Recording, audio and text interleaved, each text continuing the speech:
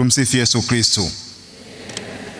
Basi awali ya yote, kwanza kabisa tunamshukuru Mungu kwa kutupa kibali na uhai hata tukaweza kushiriki katika misa hii. Lakini pia kwa namna ya kipekee tunamshukuru pia baba paroko kwa namna ambavyo ametupokea vizuri. Na ujumbe wa Pentekoste kwa mwaka 2026 unaenda na kauli mbiu inayosema ufalme wa mbinguni umekaribia. Tumsifu Yesu Kristo. Maadhimisho ya Pentekoste ya mwaka huu, tunasimama mbele ya fumbo kuu la upendo wa Mungu ambalo lilifunuliwa kwa Roho Mtakatifu kuwashukia mitume, kama ambavyo tunasoma katika kitabu cha Matendo ya Mitume sura ya 2 aya ya 1 hadi ya 11. Tukio hili la Roho Mtakatifu kuwashukia mitume si tukio la kihistoria, si kumbukumbu tu ya kihistoria,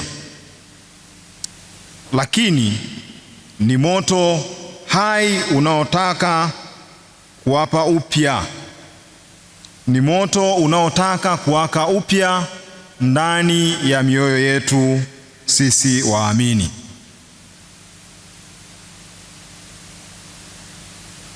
Ujio wa Roho Mtakatifu siku ya Pentekoste ni sauti ya Mungu inayotuita sisi wote, hasa walei, tuamke, tubadilike na tuanze kuishi maisha ya dhati ya wito wetu wa Kikristo.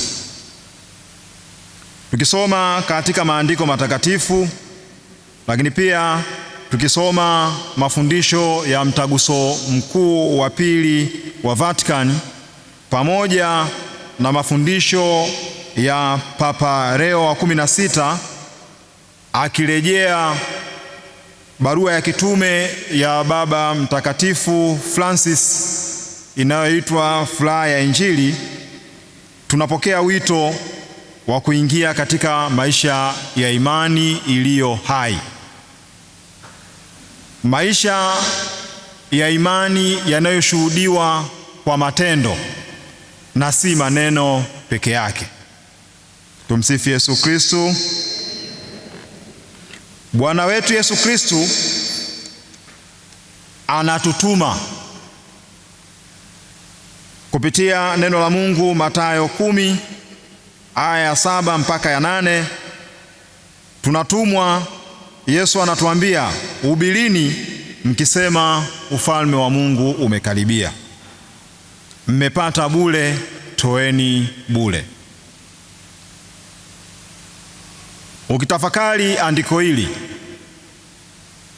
hili si ombi, ili ni agizo, na agizo likishatoka kinachopaswa ni kutekeleza agizo husika.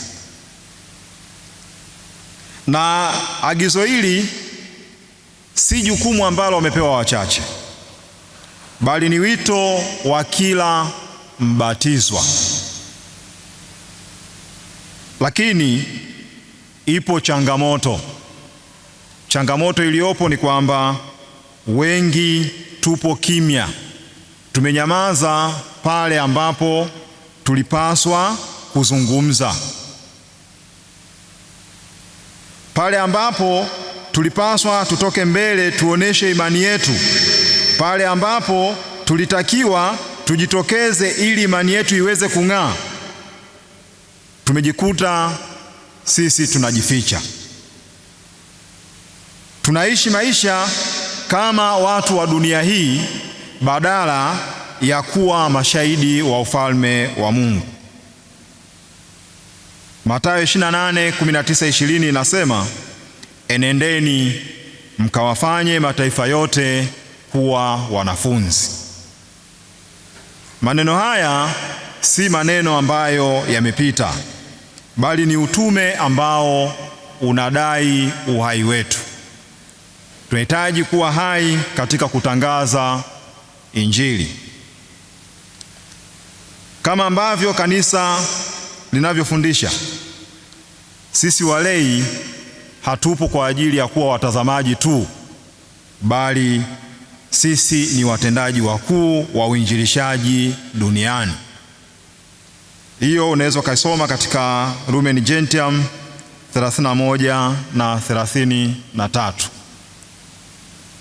Walei wengi tunaamini kwamba jukumu la kuhubiri Injili ni jukumu la mababa pekee, kwamba mapadri peke yao wao ndio ambao wana jukumu la kuhubiri Injili.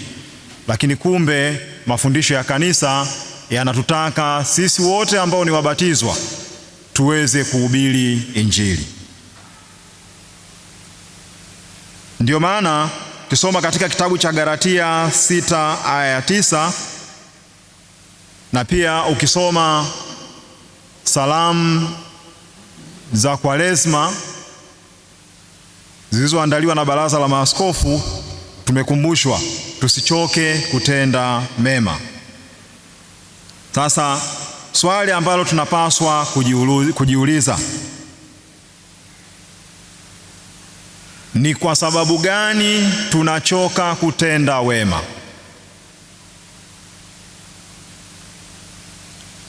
Ni kwa sababu gani tumeacha kutenda wema?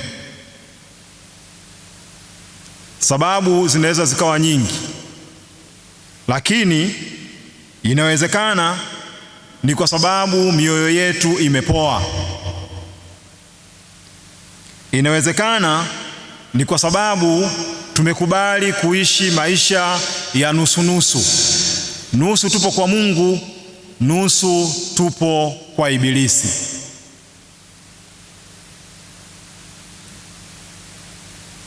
Tunaishi maisha ya Jumapili tu kushiriki katika misa takatifu, lakini tumekosa mizizi ya imani.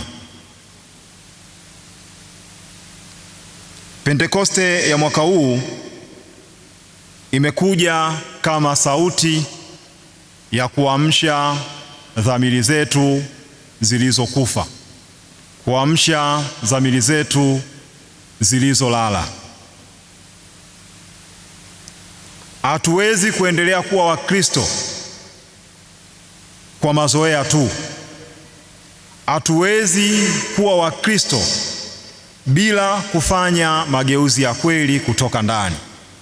Tumsifu Yesu Kristo. Habari njema ya ufalme wa Mungu inapaswa kuanza kwa toba ya kweli.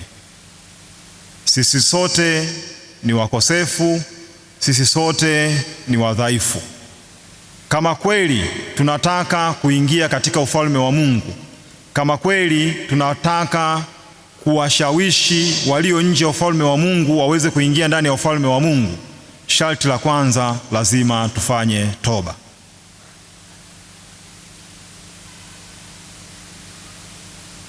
Kisoma Rumi 12 aya ya 2, nasema msifananishwe na dunia hii, bali mgeuzwe kwa kufanywa upya nia zenu.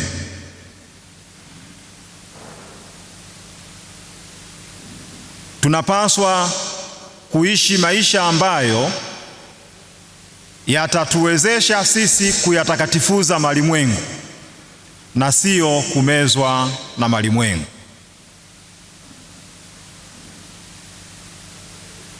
Maisha ya uongofu sio maisha ya hiari, kwamba uamue kwamba nifanye ama nisifanye. Ni sharti la msingi ili kuweza kupata wokovu. Kwa hiyo uongofu kwanza, ndipo tunaweza tukapata wokovu. Hatuwezi kumfuata Kristo huku tukiwa tumeshikilia dhambi zetu upande mmoja. Hatuwezi kuwa mashahidi wa nuru kama tunaishi gizani. Tukizingatia mafundisho ya Kanisa Katoliki, tunakumbushwa kwamba maisha ya Kikristo yanahitaji nidhamu ya kiroho. Na tunapozungumzia nidhamu ya kiroho, ni maisha ambayo yanatawaliwa na sala ya kweli. Ni maisha ambayo yanatawaliwa na toba ya dhati. Ni maisha ambayo yanatuhitaji tuwe na mshikamano na masakramenti. Tusipoweza kuishi haya mambo matatu, maisha ya sala, maisha ya toba na maisha ya masakramenti, bado sisi tutakuwa ni wasindikizaji tu. Na endapo tutaishi kweli haya mambo matatu, maisha ya sala, maisha ya toba na maisha ya masakramenti, ndipo ambapo tunaweza kupata nguvu ya kuweza kubadilika, nguvu ya kuacha yale yasiyompendeza Mungu na kuyaishi yale yanayompendeza Mungu, nguvu ya kuweza kuishi katika kusudi la Mungu. Kama tukishindwa kufanya hayo, basi imani yetu itabaki kuwa imani tasa, imani isiyozaa matunda. Na ndio maana pia tunakumbushwa katika kitabu cha Yakobo, waraka wa Yakobo kwa watu wote, imani bila matendo imekufa. Kwa hiyo sharti ili imani yetu iweze kuzaa matunda, ni lazima iambatane na matendo. Na matendo hayo ni yepi? Pamoja na matendo mengine yote, lakini lazima katika matendo yetu yaoneshe kabisa kwamba sisi ni watu wa sala, matendo yetu yaoneshe kabisa sisi ni watu wa toba, na matendo yetu yaoneshe wazi kwamba sisi tunaishi maisha ya masakramenti. Lakini pia kipo kikwazo kingine ambacho kinatufanya tushindwe kuhubiri Injili, tushindwe pia kuishi maisha kadiri ya kusudi la Mungu, na kikwazo hicho ni kukosa maarifa. Ndio maana Nabii Hosea katika kitabu chake sura ya 4 aya ya 6 anasema, watu wangu wanaangamizwa kwa kukosa maarifa. Ni ukweli ambao uko dhahiri kwetu sisi Wakatoliki wa leo. Ni ukweli ulio dhahiri kwetu sisi Wakristo wa leo. Wengi wetu tunapotea si kwa sababu hatujui kusoma wala kuandika, ni kwa sababu hatuna maarifa ya kutosha kuhusu Mungu tunayemwabudu. Hatuna maarifa ya kutosha kuhusu imani yetu na ukatoliki wetu. Kukosa maarifa ni sababu mojawapo inayotufanya wengi tunapotea. Kukosa maarifa ni sababu mojawapo inayotufanya wengi wetu tunatangatanga kiimani, hatueleweki. Kukosa maarifa kunatufanya Wakatoliki wengi tuishi maisha ya kinyonga, tunabadilika kulingana na mazingira tuliyopo. Tumsifu Yesu Kristo.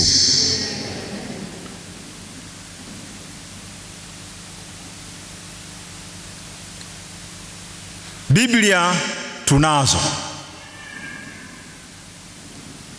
Mafundisho ya kanisa yapo ya kutosha. Kanisa lipo na lina watumishi wa kutosha.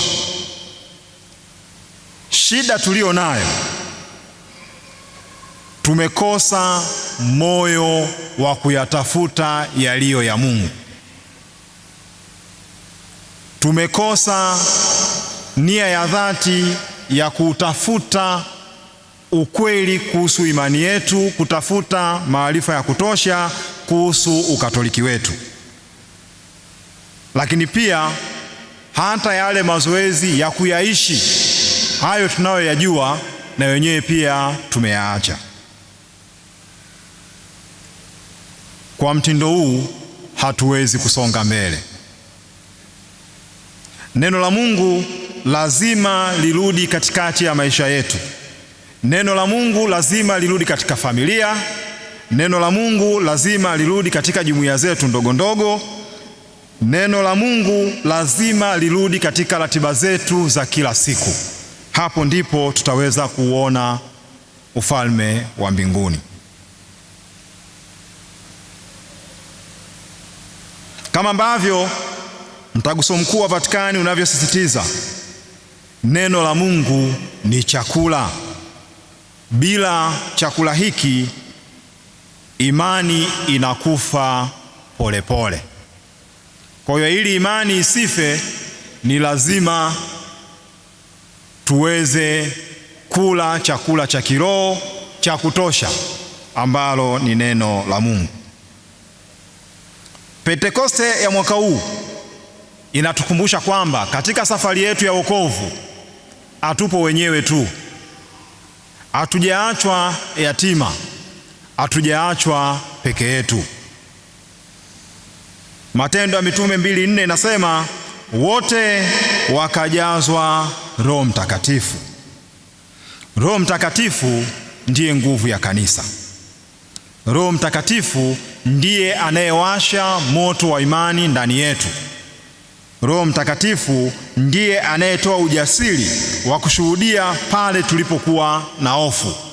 Roho Mtakatifu ndiye anayefufua yale yote ambayo yamekufa katika maisha yetu. Lakini tunapaswa kujiuliza, je, ni kweli tunamruhusu Roho Mtakatifu atawale maisha yetu? Tumsifu Yesu Kristo. Naomba tujiulize hilo swali. Tumempa nafasi ya kutosha Roho Mtakatifu aweze kutuongoza katika maisha yetu? Tumempa nafasi ya kutosha Roho Mtakatifu atusimamie katika matendo yetu? Tumempa nafasi ya kutosha Roho Mtakatifu atuongoze katika kunena kwetu? Tumempa nafasi Roho Mtakatifu atuongoze katika kusali kwetu?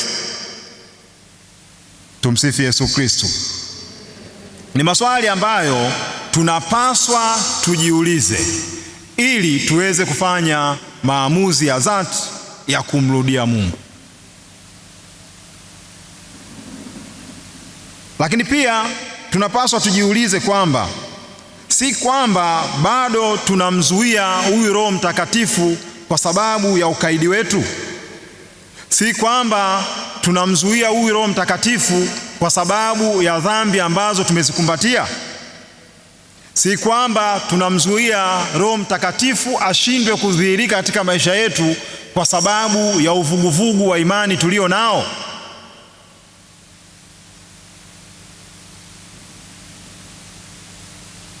Neno la Mungu katika waraka wa pili wa Mtume Paulo kwa Wakorinto sura ya 13 aya ya 14 inasema, neema ya Bwana Yesu Kristo na pendo la Mungu na ushirika wa Roho Mtakatifu ukae nanyi nyote. Ushirika huu anaozungumzia Mtume Paulo si ushirika wa maneno ya baraka tu, bali ni maisha ya kweli ya kumtegemea Mungu kila siku. Katika mwaka wa kanisa la kisinodi tunaitwa kutembea kama watu wa Mungu. Tunapaswa tutembee pamoja, na katika kutembea pamoja sharti tutembee tukisikilizana, tutembee tukishirikiana, lakini pia tutembee huku tukiwa tumebeba mizigo ya wengine kwa upendo. Sambamba na hilo, Synod sio tu kwamba ni mjadala wa maneno matupu, lakini ni wito wa toba ya mageuzi ya moyo, huku tukimruhusu Roho Mtakatifu atuongoze katika maisha ya imani iliyo hai. Kwa muktadha huo, tunahimizwa kuacha ubinafsi na kujenga umoja unaotokana na Kristo, huku tukiishuhudia Injili kwa vitendo. Tukiweza hayo, ndipo walei tunapoitwa kung'aa katika familia, kung'aa katika ofisi zetu tunazofanyia kazi ama biashara, kung'aa katika jamii inayotuzunguka, tukiwa kweli chumvi ya dunia na mwanga wa ulimwengu. Lakini wakati fulani tumekuwa tukijitetea, kwa nini tunashindwa kuyaishi mafundisho ya Mungu? Kwa nini tunashindwa kuishi Injili? Visingizio vingi vimekuwa ni katika madhaifu tulio nayo, kwamba labda mimi ni mgonjwa, labda mimi sijasoma, labda mimi ni maskini. Tumsifu Yesu Kristo. Hata Musa alipokuwa anaitwa na Mungu, naye pia alijaribu kutoa visingizio kwamba mimi siwezi kuzungumza vyema. Hata tukiwasoma akina Yoshua, akina Yeremia, kadhalika na wenyewe pia walipokuwa wakiitwa walikuwa na visingizio, lakini hivyo visingizio havikuwa sababu ya msingi ya wao kutofanya utume. Na leo hii tunasoma matendo makuu ambayo wameyatenda. Sasa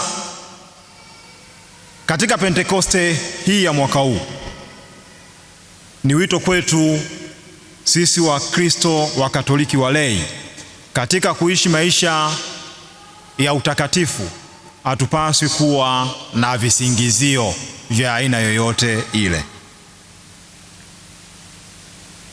Pamoja na changamoto ambazo tunazipitia, kitu cha kwanza, hatupaswi kukumbatia madhaifu yetu. Lakini jambo la pili ambalo tunapaswa kujivunia nalo, Yesu hakutuacha bila msaada.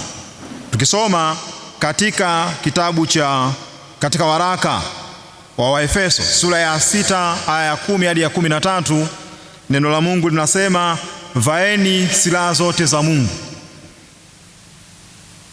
Kwa nini? Kwa sababu tunapojaribu kuishi maisha yanayompendeza Mungu, tunatangaza vita, na vita hiyo hatuwezi kuishinda kwa nguvu zetu, bali kwa msaada wa Mungu mwenyewe. Hii ni vita ya kiroho, na ushindi wake unadai ujasiri, nidhamu na imani thabiti. Mtume Paulo anathibitisha kuwa hata katikati ya mateso, neema ya Mungu inatosha. Waraka wa pili wa Mtume Paulo kwa Wakorinto sura ya 11 aya 23 hadi 27.